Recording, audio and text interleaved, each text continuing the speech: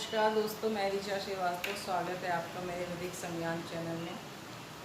20 जुलाई 2025 को UP HGS का exam होने वाला है।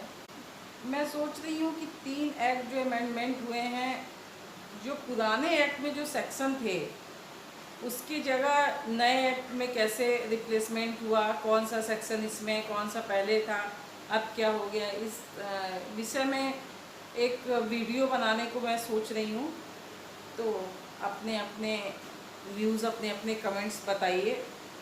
आज मैं आपको बताऊंगी विवाह के बारे में कि मुस्लिम विधि में विवाह कितने प्रकार के होते हैं, और जो ये सुन्नी और सिया विधि होते हैं, इनके जो विवाह होते हैं इसमें अंतर क्या होता है। क्या दोनों में एक ही तरह के विवाह होते हैं या दोनों के विवाहों में कुछ अंतर होते हैं। क्योंकि जो मुस्लिम में दो संप्रदाय होते हैं, सुन्नी और सिया, ये दोनों अलग अलग होते हैं।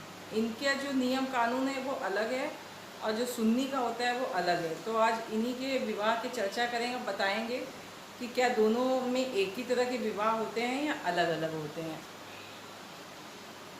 सुन्नी में 3 तरह के विवाह होते हैं। पहला होते हैं शून्य विवाह, दूसरा होते हैं अनियमित और तीसरा होते हैं मान्य विवाह। सिया में भी होते हैं सेम विवाह। एक शून्य होते हैं, एक शून्य विवाह होता है जिसको बातिल कहा जाता है, और एक सही विवाह होता है जिसको विधिमान्य होता है। लेकिन जो तीसरा विवाह है वो मूता विवाह है। वो अक्सर एचजीएस के प्री एग्ज़ाम में, जो आपकी प्रारंभिक परीक्षा होती है, उसमें अक्सर ये क्वेश्चन पूछा जाता है कि मूता विवाह किस संप्रदाय से संबंधित है। तो इसको आप हमेशा याद रखिएगा कि मूता विवाह वो सिया विधि में होता है, न कि सुन्नी में।